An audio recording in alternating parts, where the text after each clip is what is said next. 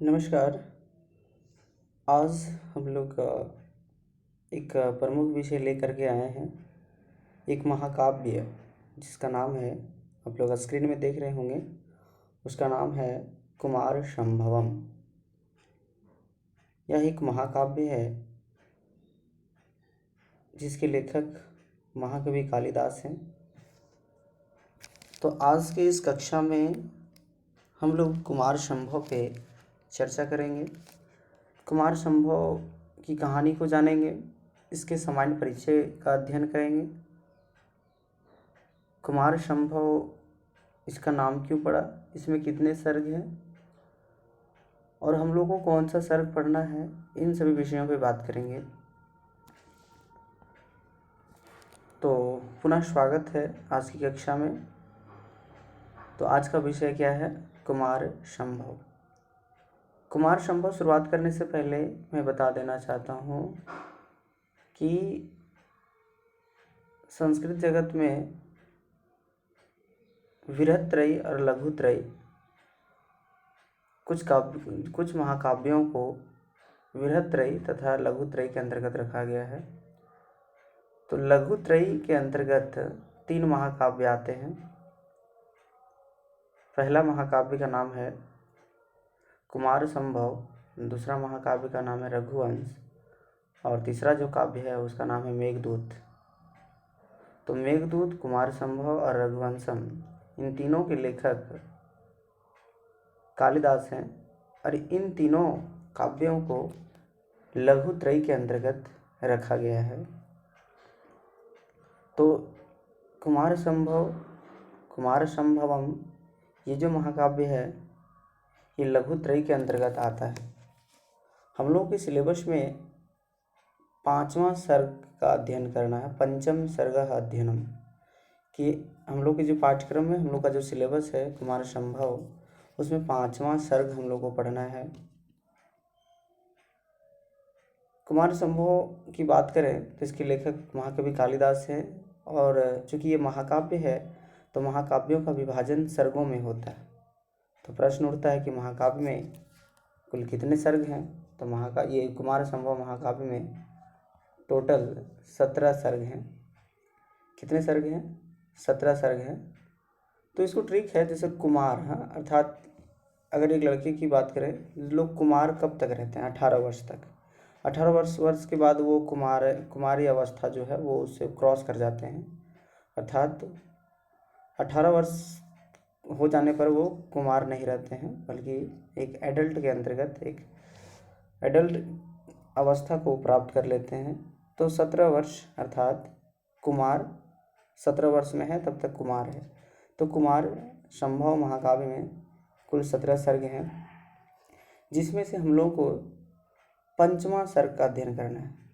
पहला सर्ग, दूसरा सर्ग, तीसरा सर्ग, चौथा सर्ग, इन 4 शुरुआत के 4 सर्गों को छोड़ करके 5म सर्ग पाठ्यक्रम में रखा गया है कि नहीं, 5म सर्ग का अध्ययन करना है। और 5म सर्ग इम्पोर्टेंट, अभी अगर हम कोई भी यूनिवर्सिटी की बात करें तो सभी यूनिवर्सिटियों में, जितने भी यूनिवर्सिटी हैं, सभी यूनिवर्सिटी में 5म सर्ग अध्ययन के लिए रखा गया है। पहला सर्ग नहीं, दूसरा सर्ग नहीं, 5म सर्ग अध्ययन करना है।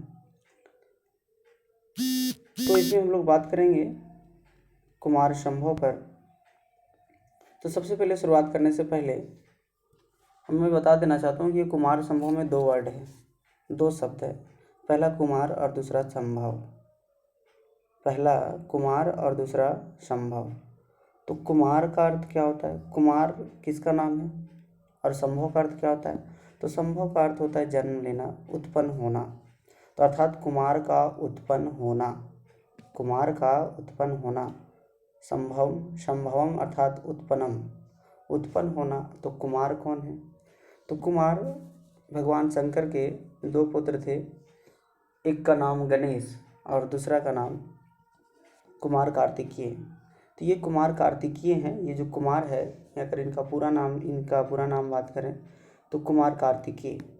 तो अर्थात गणेश भगवान के जो पुत्र, शंकर भगवान के जो पुत्र कुमार कार्तिकेय का जन्म का कहानी इसमें वर्णन है। कुमार कार्तिकेय की जन्म की कहानी इस महाकाव्य में वर्णन है। कह सकते हैं कि ये कुमार संभव महाकाव्य है। इस महाकाव्य में कुमार अर्थात कुमार कार्तिकेय का जन्म के विषय में वर्णन है इस महाकाव्य में। तो यहाँ प्रश्न उठता है कि कुमार कार्तिकेय का जन्म को लेकर के एक महाकाव्य का निर्माण हो जाना, अर्थात उनके जन्म के पीछे कुछ ऐसी स्टोरी रही होगी, एक ऐसी कहानी रही होगी जो बहुत ही इंटरेस्टिंग, तथा उनके जन्म के पीछे क्या कहानी रही होगी, या उनका जन्म इतना महत्वपूर्ण क्यों है। किसी को जन्म को लेकर के कहानी लिखना और उस महाकाव्य का नाम, उस कहानी का नाम भी उसके जन्म पर आधारित रखना, कुमार संभव। तो कहानी ये है कि कुमार कार्तिकेय का जन्म क्यों इम्पोर्टेंट है, उनका जन्म इतना महत्वपूर्ण क्यों हुआ, उस पर बात करेंगे। तो एक राक्षस था जिसका नाम था तारकासुर।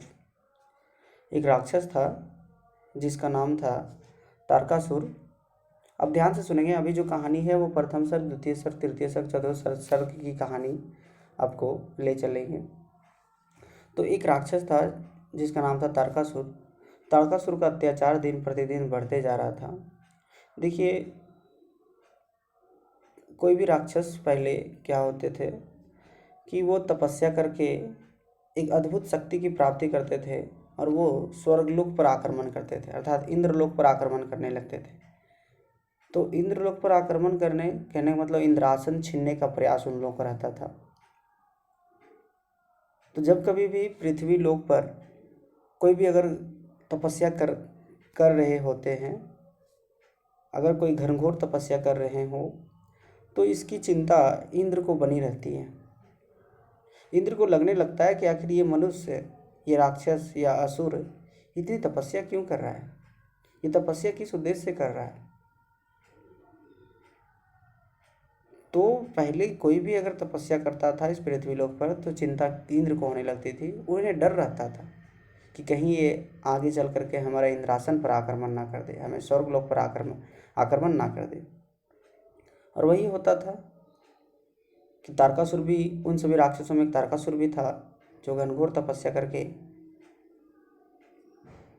अद्भुत शक्ति की प्राप्ति की और लोगों पर, प्राणियों पर, निम्न वर्ग के प्राणियों पर अत्याचार करने लगा, लोगों को कष्ट देने लगा, देवताओं पर आक्रमण करने लगा, जिससे देवता लोग पूरे चिंतित हो गए। और पहले देवता लोग को कुछ भी अगर किसी प्रकार का कष्ट होता था तो लोग विष्णु के पास, ब्रह्मा के पास, शंकर के पास दौड़े चले जाते थे, इतने भी देवता।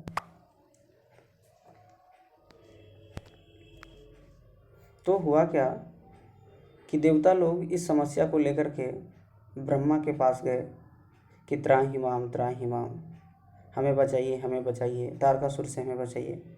तो ब्रह्मा ने बोला कि इसका उपाय मैं नहीं बता सकता कि तारकासुर का वध कैसे हो सकता है, आप विष्णु के पास जाएं। तो फिर देवता लोग विष्णु के पास चले गए, त्राहि माम, तारकासुर की अत्याचार से हमें बचाएं। तो विष्णु के पास हर समस्या का समाधान होता है, विष्णु के पास हर समस्या का समाधान होता है। तो वो कहते हैं कि तारकासुर का वध कोई नहीं कर सकता, तारकासुर का वध कोई नहीं कर सकता है सिवाय एक मनुष्य को छोड़ करके। तो वह कौन है, और व्यक्ति कौन है जो तारकासुर का वध कर सकता है। तो वह व्यक्ति और भगवान शंकर से उत्पन्न पुत्र, तो भगवान शंकर से जो उत्पन्न पुत्र है वही तारकासुर का वध कर सकता है। अब यहाँ पे समस्या ये आ गई कि भगवान शंकर तो पहले एक शादी कर चुके थे और उसकी पत्नी भी मर गई थी। पहली पत्नी उनका नाम सती है, जो हवन कुंड में कूद गई थी। तो भगवान शंकर पहले एक शादी कर चुके थे, जिसकी जो पत्नी मर चुकी थी सती हवन कुंड में कूद गई थी, जिसके कारण भगवान शंकर गुस्से से लाल हो गए और पूरे दक्ष और उसके जितने भी अनुयायी थे सबको मार दिया और जाकर के हिमालय पर कठोर तपस्या में बैठ गए और एकदम लंबे समय तक तपस्या में, मतलब लंबे समय तक ध्यान मग्न होकर के ये हिमालय पर्वत पर कैलाश पर्वत पर वो बैठ गए। तो जब बैठ गए तो यहाँ परेशानी ये आ गई कि भगवान शंकर से पुत्र उत्पन्न कब होगा, जब भगवान शंकर शादी करेंगे। अब भगवान शंकर पहली बार तपस्या में बैठे हुए हैं, अब वो उठे तब तो वो शादी करेंगे, अब शादी करेंगे तो फिर किससे करेंगे। तो देवताओं के पास एक बहुत बड़ा प्रश्न खड़ा हो गया, बहुत बड़ी समस्या आ गई कि तारकासुर का अत्याचार दिन प्रतिदिन बढ़ते जा रहा है। तो यहाँ पर समस्या आ गई कि आखिर तारकासुर का वध तो शंकर से उत्पन्न पुत्र ही कर सकता है। तब पता चला कि नहीं, एक पार्वती नामक एक कन्या है, एक महिला है, जो भगवान शंकर से विवाह करने के लिए दिन प्रतिदिन तपस्या कर रही है। तो देवता लोग तब ये शंकर के पार्वती के पास जाते हैं, उससे अनुनय विनिमय करते हैं। तब पार्वती भी देवताओं के साथ में हो जाती है। तो यहाँ फिर प्रश्न आता है कि ठीक है, पार्वती तो शादी करने के लिए तो पहले से तैयार थी, नो डाउट। अब यहाँ पे दिक्कत है कि भगवान शंकर को ध्यान से उठाए कौन, किनको मृत्यु आ गई है, किसके लिए मृत्यु आ गई है, किसको मरना है, किसको भस्म होना है। तो यहाँ पर वो देवताओं ने ये निर्णय लिया कि नहीं, भगवान शंकर के अंदर एक काम भाव उत्पन्न करना होगा। तो काम भाव उत्पन्न करने का काम कौन करते हैं, कामदेव करते हैं। तो कामदेव को बुलाया गया। तो कामदेव देवता के बारे में जान लीजिए कि कामदेव देवता का काम है कि मनुष्य के अंदर काम भाव पैदा करना। काम भाव कहने का मतलब एक जो सेक्सुअली इच्छा होती है वो उत्पन्न करना। तो कामदेव देवता जो थे वो आ गए और भगवान शंकर के अंदर काम भाव उत्पन्न करने की कोशिश किए।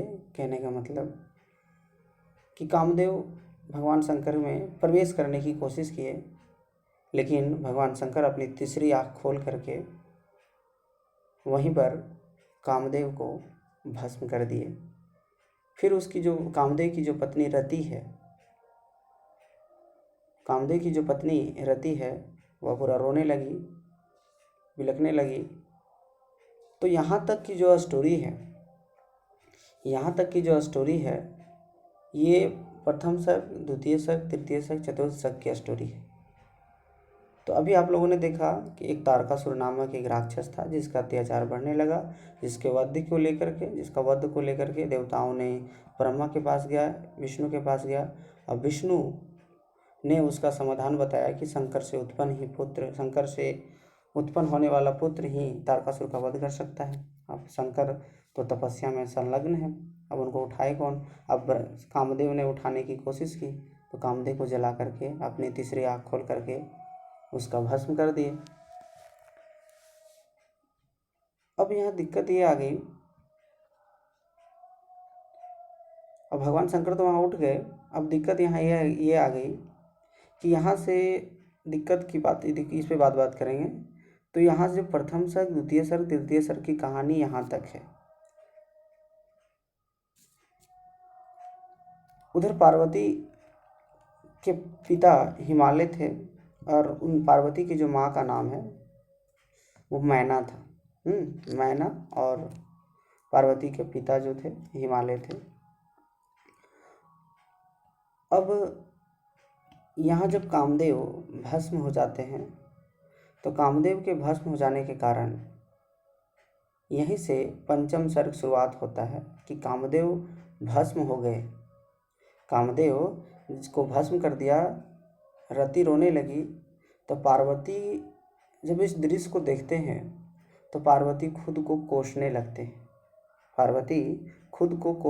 हैं और कोसते हुए क्या कहते हैं, यहीं से पंचम सर्ग की स्टोरी जो है वो शुरुआत होता है। तो यहाँ से अभी पीछे जितनी भी स्टोरी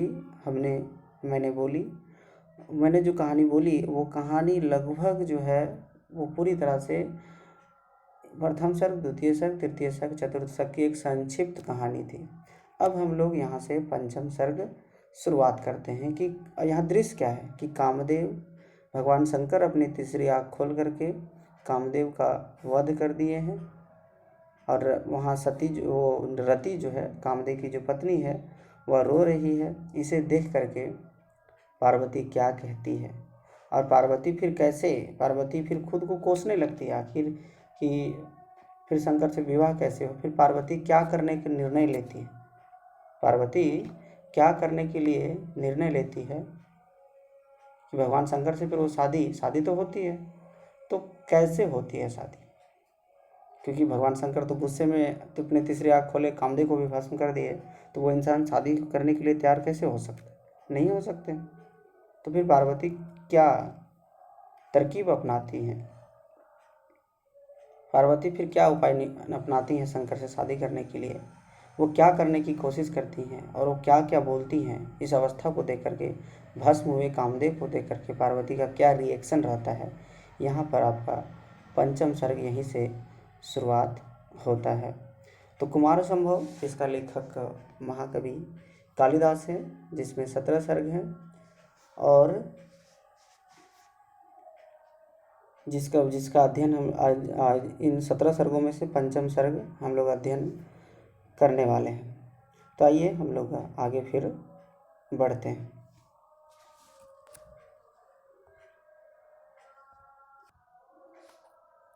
तो चलिए अब हम यहाँ पे आपको दिखाते चलेंगे।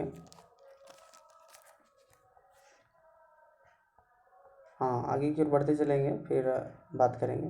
देखिए वो जो मैं जो अभी कहानी मैंने बताई उसके बारे में यहाँ दिया गया है, ठीक है।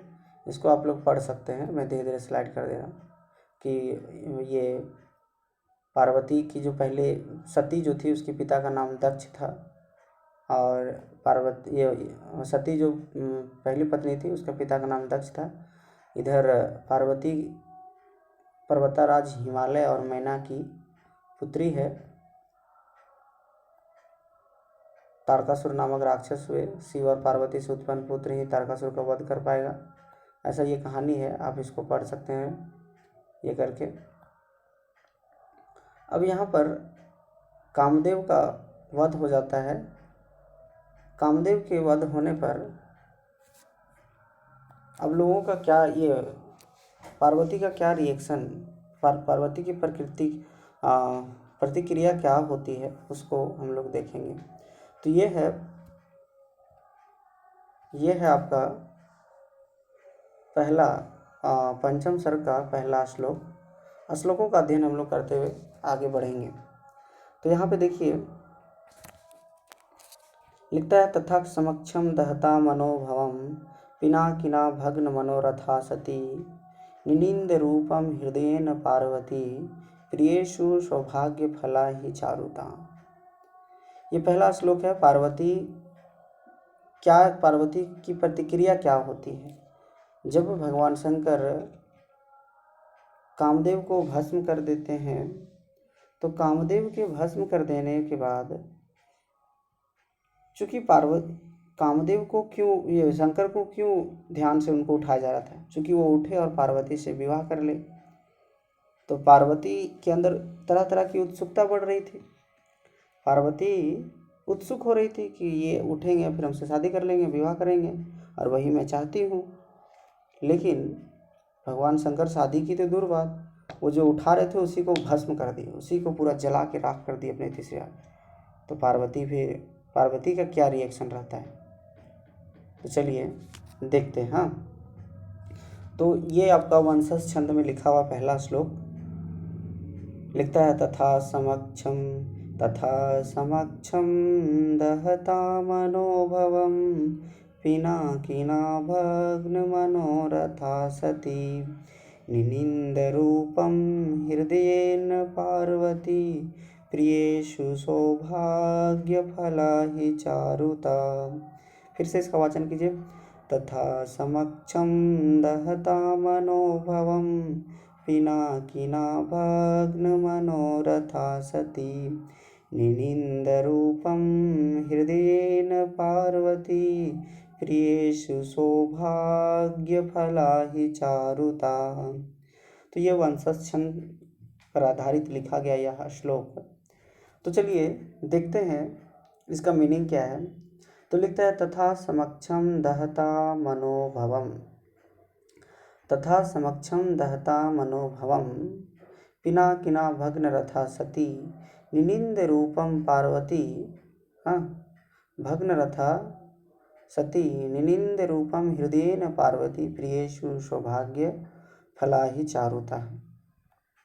इसका अगर आप अन्वय देखना चाहें तो देख सकते हैं। देखिए यहाँ पे अन्वय तो लिखता है तथा समक्षम दहता पिनाकिना भग्न मनोरथा सती पार्वती हृदयेन रूपम निनिंद रूपम चारुता ही प्रियेषु सौभाग्य फलता भवती। देखिए इसका अर्थ क्या होगा। लिखता है तथा, क्या लिखता है यहाँ पे, तथा है ना, तथा समक्षम। यहाँ पर क्या लिखता है, तथा अन्वय देख लीजिए, अन्वय यहाँ हिंदी अर्थ भी है और यहाँ पर फिर उसकी व्याख्या भी की गई है, संस्कृत व्याख्या, और हिंदी में भी उसका भावार्थ बताया गया है। तो आप इसको देख लेंगे, ठीक है। तो चलिए यहाँ पे आते हैं श्लोक पे।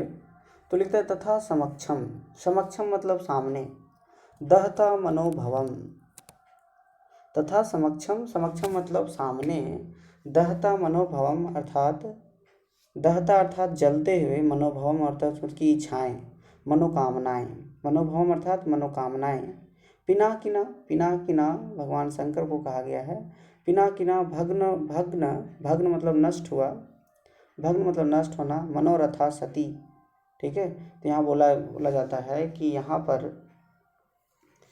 यहाँ पार्वती जो है, निनिंद रूपम हृदयेन पार्वती, सती पार्वती जो है वह सती पार्वती अपने रूप की निंदा करने लगती है। जो सती पार्वती जो है, पार्वती की एक विशेषता आई है सती, सती पार्वती। तो पार्वती निनिंद रूपम, निनिंदम, निनिंद रूपम, अपने रूप की निंदा करने लगती है, हृदय से, अपने हृदय से पार्वती अपनी रूप की निंदा करने लगती है। इसलिए बोला था निनिंद रूपम, निनिंद अर्थात निंदा कर रही है, रूपम मतलब अपने रूप को, पार्वती अपने रूप को निंदा कर रही है, अपने रूप को पार्वती कोसने लगी, पार्वती अपने रूप को कोसने लगी। क्यों कोसने लगी? तो दहता मनोभवम समक्षम, तथा समक्षम दहता मनोभवम, सामने कामदेव को भस्म होते हुए, जब ये शंकर ने अपनी तीसरी आँख खोली और तीसरी आँख खोल करके कामदेव को भस्म कर दिया, तो भस्म करने के बाद ये दृश्य को देख करके पार्वती अपने रूप को निंदा करने लगी, अपने रूप को कोसने लगी कि मैं सूरत नहीं हूँ, मैं बदसूरत हूँ। क्योंकि पार्वती को पहले अपने आप में अहंकार था कि मैं खूबसूरत हूँ, और शंकर जब हमें देखेंगे तो हमें पसंद कर लेंगे, हमें एक्सेप्ट कर लेंगे। लेकिन जब उन्होंने देखा, पार्वती ने देखा कि भगवान शंकर अपने तीसरी आँख खोल करके कामदेव को ही नष्ट कर दिए, मतलब इस मनुष्य से विवाह करने के लिए हमें रूप की जरूरत नहीं है। इसीलिए पार्वती निनिंद रूपम हृदयेन, हृदयेन रूपम निनिंद, अर्थात पार्वती अपने रूप को कोसने लगी। कब कोसने लगी? तथा समक्षम, तथा समक्षम दहता मनोभवम पिनाकिना, पिनाकिना मतलब शंकर के द्वारा भग्न, शंकर के द्वारा भग्न, शंकर के द्वारा नष्ट किया जाने पर, शंकर के द्वारा, पिनाकिना अर्थात शंकरेन, भगवान शंकर के द्वारा भग्न, भग्न अर्थात नष्ट कर देने पर, क्या नष्ट कर देने पर? मनोभवम, मनोरथा, मनोभवम अर्थात कामदेव को नष्ट कर देने के बाद, कामदेव को भस्म कर देने के बाद, किसके सामने?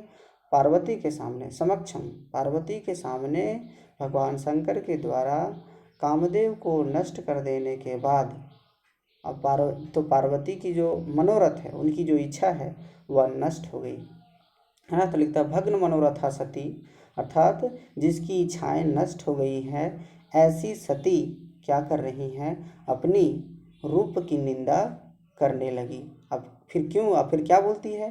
फिर लास्ट में लिखता है ही, क्या लिखता है?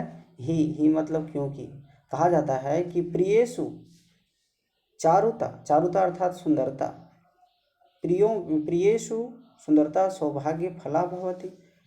तो पार्वती कहती हैं कि प्रियेषु, प्रियेषु अर्थात जो प्रिया है, प्रियेषु अर्थात जो प्रेमी होते हैं, तो प्रेमी के लिए जो सुंदरता होती है उसके लिए सौभाग्य फल होता है। अर्थात एक प्रेमी के लिए एक प्रेमी के लिए खूबसूरत चेहरा एक प्रेमी को बहुत अच्छा लगता है। एक प्रेमी को खूबसूरत चेहरा अच्छा लगता है, मैं ऐसा सुना हूँ, लेकिन यहाँ तो कुछ उल्टी बात है। ठीक है, तो यहाँ लिखता है प्रियेषु सौभाग्य फला, सौभाग्य फला ही चारुता। चारुता अर्थात की जो प्रियेषु अर्थात प्रियाओं में जो सुंदरता होती है, प्रेमिकाओं की जो सुंदरता है, वह उसके वरदान के स्वरूप होता है कि उसकी सुंदरता को देख करके उसका प्रेमी उसे पसंद कर लेता है। ऐसा मैं सुना था, ऐसा मैं जानती हूँ, लेकिन यहाँ तो कुछ उल्टा है। भगवान शंकर हमको देखे भी नहीं और कामदेव को भी नष्ट कर दिए, इसीलिए वो खुद की निंदा करती है। अर्थात पार्वती खुद को सवर करके शंकर के पास गई थी, लेकिन शंकर पार्वती को घास भी नहीं डाले, जिसके कारण पार्वती अपने आप को कोसने लगी कि प्रियेषु सौभाग्य फला चारुता भवती, कि मैंने सुना था कि प्रियेषु अर्थात प्रेमी के लिए, एक प्रेमी के लिए सुंदरता बहुत अच्छा लगता है, और सुंदरता जो है सौभाग्य फला चारुता भवती, सौभाग्य फल जो होता है, सौभाग्य फल होता है अर्थात जो एक लड़की की खूबसूरती उसके लिए बहुत बड़ा हथियार है। उसकी खूबसूरती से एक प्रेमी को लुभाया जा सकता है, लेकिन शंकर तो वो तो देखे भी नहीं हमको, इसीलिए पार्वती खुद के रूप की निंदा कर रही हैं। इसीलिए कहा जाता है कि तथा समक्षम दहता मनोभवम पिनाकिना भग्न मनोरथा सती निंद रूपम हृदय न पार्वती प्रियेषु सौभाग्य फल ही चारुता। चारुता मतलब खूबसूरती, सौभाग्य फल मतलब अच्छा परिणाम वाली, सौभाग्य फल। तो कहने कहा जाता है कि जिस लड़की के पास सुंदरता हो तो उसके लिए वह सौभाग्य फल होता है, वह सुंदरता उसके लिए क्या होता है, सौभाग्य फल माना जाता है उसके लिए। सौभाग्य बोल, ठीक है, तुम कितने सौभाग्य हो कि तुम कितनी खूबसूरत हो, तुम्हें देख करके कोई भी प्रेमी या कोई भी लड़का तुम्हें छाट नहीं सकता, डैट मीन्स तुमको एक्सेप्ट कर लेगा, तुमको सब कोई पसंद करेंगे। ऐसा हमने सुना था कि एक लड़कियों के पास, प्रेमिकाओं के पास उसकी खूबसूरती एक बहुत बड़ा हथियार होता है, जिससे किसी भी वो पुरुष को अपने ओर आकर्षित कर सकता है। लेकिन यहाँ तो पार्वती नो डाउट वो खूबसूरत थी, लेकिन भगवान शंकर उसको देखे भी नहीं, देखे भी होंगे तो देख करके उसको कुछ फर्क नहीं पड़ा। इसीलिए पार्वती जो है अपने रूप की निंदा कर रही है, अपने आप को कोस रही है कि तुम्हारी खूबसूरती कोई काम की नहीं है, भगवान शंकर तो तुमको देखे भी नहीं। तो इसलिए तथा समक्षम सामने, दहता मतलब जलते हुए, क्या मनोभवम अर्थात कामदेवम, कि कामदेव को जलते हुए देख करके, तो किसके द्वारा, पिनाकिना भग्न, पिनाकिना अर्थात भगवान शंकर के द्वारा नष्ट किए जाने पर, किसको नष्ट किए जाने पर, तो बोले पिनाकिना भग्न मनोरथा, भगवान शंकर ये कामदेव को सामने जलते हुए देख करके पार्वती जिसका इच्छा जो है, जिसकी इच्छाएं पूरी तरह से नष्ट हो गई है, ऐसी पार्वती अपने रूप की निंदा कर रही हैं।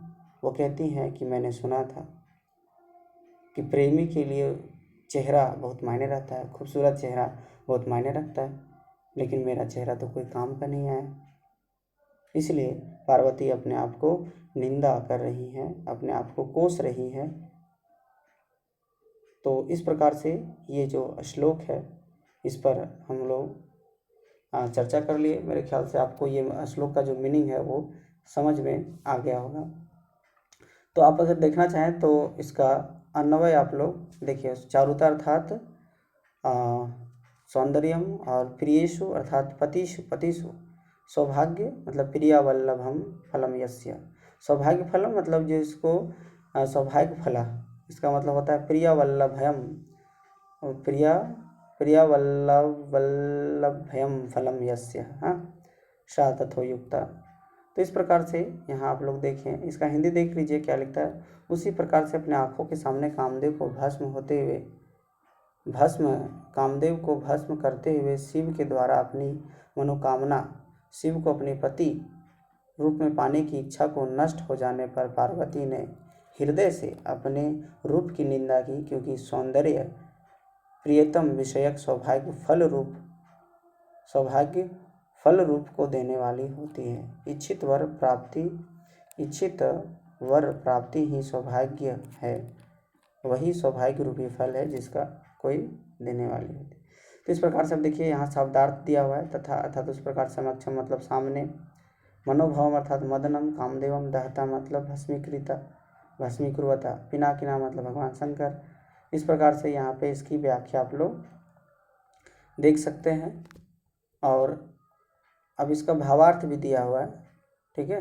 भावार्थ तो हम तब से भावार्थ ही बता रहे थे। तो इस प्रकार से हम लोगों ने पहला श्लोक का अध्ययन कर लिया। फिर हम इस पर बात करते हैं, ये कुछ व्याकरणिक व्याख्या भी दिया हुआ है यहाँ पे, अब व्याकरणिक व्याख्या भी देख सकते हैं। तो ये है आपका पहला श्लोक। अगर इसमें हम अलंकार की बात करें तो अलंकार में यहाँ पे अर्थांतरण न्यास अलंकार है, यहाँ पे लिखा हुआ है अर्थांतरण न्यास अलंकार। फिर इसमें छंद की बात करें तो कुमार संभव की अगर छंद की बात करें तो देखिए यहाँ पे छंद में सारा कुछ लिखा हुआ है कि पंचम सर्ग में, संपूर्ण पंचम सर्ग में वंशज छंद है, और सर्गांत में 25वां एवं 85वां अर्थात 85 नंबर का जो श्लोक है और 86 नंबर का श्लोक है उसमें वसंत तिल का छंद है। मतलब टोटल पर ये कुमार संभव का जो पंचम सर्ग उसमें 86 श्लोक है टोटल, और जो अंतिम का जो 85वां और 86वां जो श्लोक था उसमें वसंत तिल का छंद है। देखिए वंशज छंद का लक्षण दिया हुआ, जतोतु वंशज मुदिरितम जरो, इस प्रकार से यहाँ लघु गुरु किया हुआ है। तो आप लोग देख सकते हैं इस PDF के माध्यम से। फिर यहाँ पे आ जाता है दूसरा श्लोक। तो यहाँ पे दूसरा श्लोक पढ़ने से पहले यहाँ पे प्रसंग आप देख सकते हैं खुद से, प्रसंग यहाँ पे आप देख सकते हैं कि प्रसंग क्या वर्णन है। तो नेक्स्ट क्लास में हम लोग प्रसंग पर बात करेंगे। आज की कक्षा यहीं तक रखते हैं। तो आप लोगों को समझ में आ गया होगा कि ये कुमार संभव की स्टोरी क्या है।